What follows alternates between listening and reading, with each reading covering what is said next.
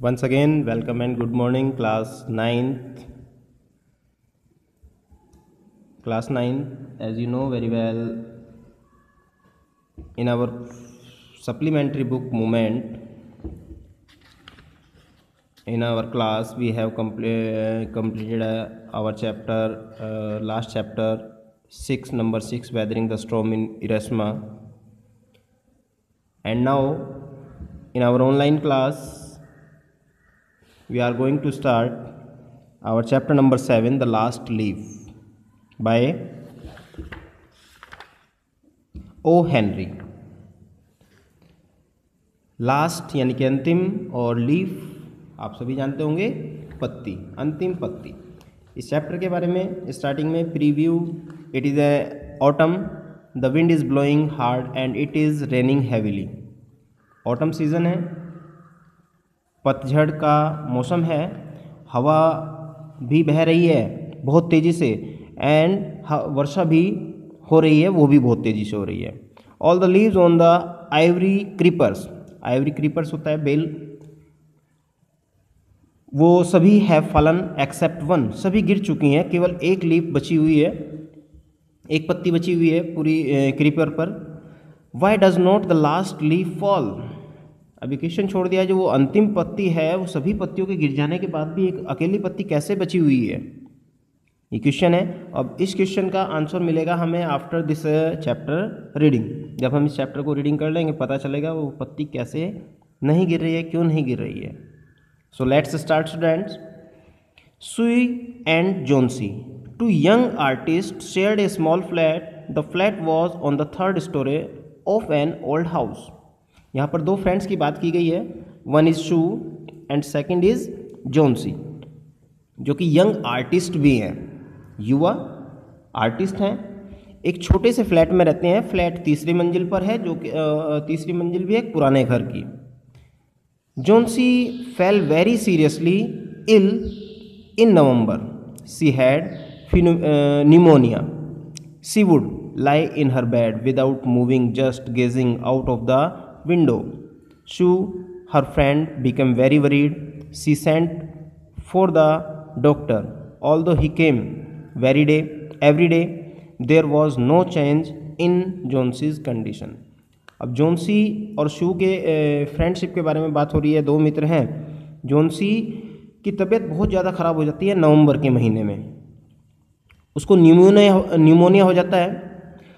वो अक्सर बेड पर ही लेटी रहती है और किसी प्रकार की मूवमेंट नहीं करती है, हिलना जुलना भी उसके बस की बात नहीं थी, सिर्फ देखती रहती थी अब विंडो की ओर। शू, जो उसकी मित्र है, वो उसकी हालत को देखकर काफ़ी चिंतित होती थी। वो अक्सर डॉक्टर को भेजती थी उसके पास, डॉक्टर को बुलाती थी, डॉक्टर भी प्रतिदिन आते थे, लेकिन जोन्सी की हालत में बिल्कुल भी सुधार नहीं हो रहा था। One day the doctor took Sue aside and asked her, is anything worrying Johnsy. एक दिन शू को एग्जामाइन करने के बाद उन्होंने उससे पूछा, क्या तुम्हें कोई ऐसी बात है जो परेशान कर रही है, चिंता का कारण है तुम्हारे लिए? No, replied she, but why do you ask. तब शू ने रिप्लाई किया कि नहीं, ऐसी तो कोई बात नहीं है। But why do you ask, लेकिन आपने ऐसा क्वेश्चन क्यों किया? The doctor said, Johnsy it seems has made up her mind that she is not going to get well. If she does not want to live, medicine will not help. तब doctor ने reply दिया, Johnsy से कहा कि ऐसा लगता है कि उसने अपना दिमाग बना लिया है, अपने दिमाग में इस बात को घर कर लिया है कि वो ठीक होगी ही नहीं, और जब तक उसको ऐसा विश्वास रहेगा, जब तक वो ऐसी धारणा अपने मन में बिठा के रखेगी, तब तक मेडिसिन उसकी कोई सहायता नहीं कर सकते हैं, दवाई बिल्कुल भी उसको रिकवर नहीं कर पाएंगे। Sue tried her best to make Johnsy take an interest in things around her. She talked about clothes and fashions, but Johnsy did not respond. Jonesy continued to ill, still on her bed. She brought her drawing board into Jonesy's room and started painting to take Jonesy's mind off her illness. She whistled while working. अब शू ने अपनी तरफ से हर संभव प्रयास करना शुरू किया ताकि जोन्सी का जो इंटरेस्ट है वो उसके आसपास की चीज़ों में पहुँचे, वो अपनी बीमारी से उसका दिमाग हटे। She talked about clothes and fashion, वो फैशन के बारे में बात करती उससे, कपड़ों के बारे में बात करती, but Johnsy did not respond, लेकिन जॉन्सी उसकी किसी भी बात का कोई रेस्पॉन्ड नहीं देती थी। Johnsy continue to lie still on her bed, वो ऐसे ही निरंतर लगातार अपने बेड पर, बिस्तर पर ही लेटी रहती। She brought her drawing board, वो उसका जो ड्राइंग बोर्ड था जिस पर वो ड्राइंग किया करते थे, कलाकार थे, दोनों आर्टिस्ट थे, उसको जॉन्सी के कमरे में लेकर आई और पेंटिंग करना स्टार्ट कर दिया ताकि उसका ध्यान उस ओर अट्रैक्ट हो। To take Johnsy's mind off her illness, she whistled while working, और काम करते हुए वो विशिल भी बजा रही थी, सीटी भी बजा रही थी। सडनली शू हेयर जॉन्सीज विस्पर समथिंग, लेकिन शू ने अचानक से जॉन्सी को कुछ कहते हुए सुना, धीरे से कहते हुए सुना।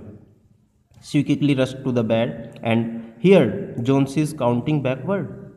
She was looking out of the window and was just saying 12. After some time she whispered 11, then 10, then 9, then 8, 7. Shoo anxiously looked out of the window. She saw an old ivory creeper climbing halfway up the brick wall opposite their window. In the strong wind outside, the creeper was shedding its leaves. अब जब वो उसी के पास drawing कर रही थी, शू ने उसको कुछ धीरे से कहते हुए सुना। शू तुरंत दौड़कर उसके पास गई, उसके बिस्तर के पास गई। तब उसने देखा कि वो रिवर्स काउंटिंग कर रही है। She was looking out of the window, अभी भी वो विंडो के बाहर देख रही है और रिवर्स काउंटिंग कर रही है। 11, 10, 9, 8, 7। और बड़े वो ऐसा क्यों कर रही थी, इस चीज़ को जानने के लिए शू ने बड़ी उत्सुकतावश, एनेक्सियसली, उत्सुकता से, looked out of the window, बाहर देखा खिड़की के। She saw an old ivory creeper climbing half way up the brick wall opposite their window. वो बाहर देख रही थी, खिड़की के बाहर जो आइवरी क्रीपर्स थी वो खिड़की के आधे तक आ चुकी थी। In the strong wind outside, और बाहर की ओर बहुत तेज हवा चल रही थी। The creeper was seeding it's leaves, वो क्रीपर, वो बेल अपने पत्ते गिरा रही थी और इसी चीज़ को वो नोटिस कर रही थी। धीरे धीरे करके एक एक पत्ता गिरता जा रहा था, कितने पत्ते बचे हुए हैं, वो उन पत्तों को देख रही थी और गिरते हुए पत्तों को गिन रही थी। 12, 11, 10, कितने पत्ते गिर रहे हैं। और इस तरह करते करते उसकी काउंटिंग कहाँ तक आ गई थी, उसकी काउंटिंग आ गई थी 7 तक। What is it dear, she asked. अब शू उससे पूछती है कि ये तुम क्या कर रही हो। अब इसके बाद हम नेक्स्ट वीडियो में रीडिंग करेंगे, लेकिन आप लोगों को वीडियो के माध्यम से अच्छी प्रकार से रीडिंग करना है और रीडिंग को समझते हुए करना है ताकि पूरा चैप्टर आपका साथ के साथ क्लियर होता चले। ओके बेटे, अपना टाइम वेस्ट नहीं करना है क्योंकि टाइम हमारा ऑलरेडी पहले ही बहुत सारा वेस्ट हो चुका है। हमें अपना सिलेबस कवर करना है और अच्छे से प्रिपेयर करना है चैप्टर को। Okay and bye.